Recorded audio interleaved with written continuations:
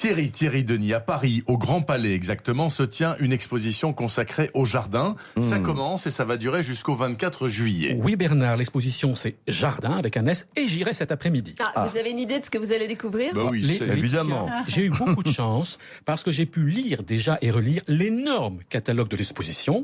Donc je sais que je vais découvrir une fabuleuse fresque qui vient de Pompéi et qui à mon avis est la quintessence du jardin. La quintessence du jardin. Alors, Splendide. cette fresque est une très bonne introduction aux plus beaux tableaux de plantes et de jardins qui sont exposés et qui vont en fait de la Renaissance jusqu'au XXe siècle, de Dürer jusqu'à Matisse.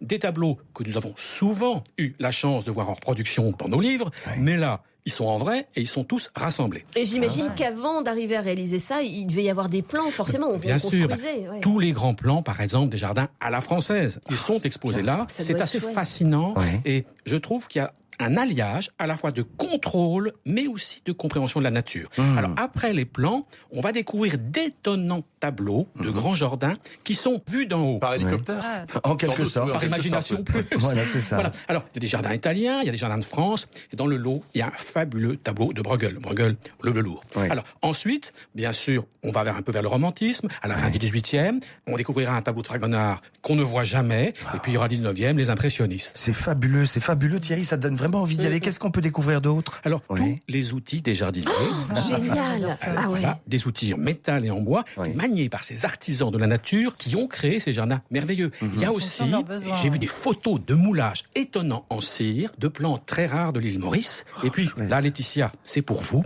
toute une collection de bijoux fleurs de quartier. Très connu.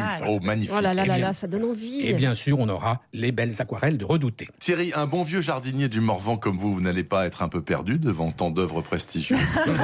Je ne le crois pas, Bernard. Parce que quand on regarde les tableaux, par exemple, de Monet, de Pissarro, de Caillebotte ou d'Émile Claus, on comprend que ces immenses artistes aimaient tout simplement leur jardin. Ils en avaient d'ailleurs des très beaux. Et ils éprouvaient du bonheur à peindre parfois un simple rang de poireaux ou un jardinier pieds nus, l'arrosoir à la main ou avec une plante. Regardez, c'est un tableau d'Émile Claus. C'est qui ça, Émile Claus? Le vieux jardinier. Je le ressemble parfaitement. C'est tout à fait vous, absolument. En tout cas, cette exposition, donc, c'est à voir jusqu'au 24 juillet. Donc, c'est au Grand Palais. À Paris, on est bien d'accord. Et le À côté tarif d'entrée, d'RTL, c'est 13 €, tarif réduit 9. Mais vous mettez tout ça sur le site internet. Bien sûr. Thierry Denis, sans Superbe. faute.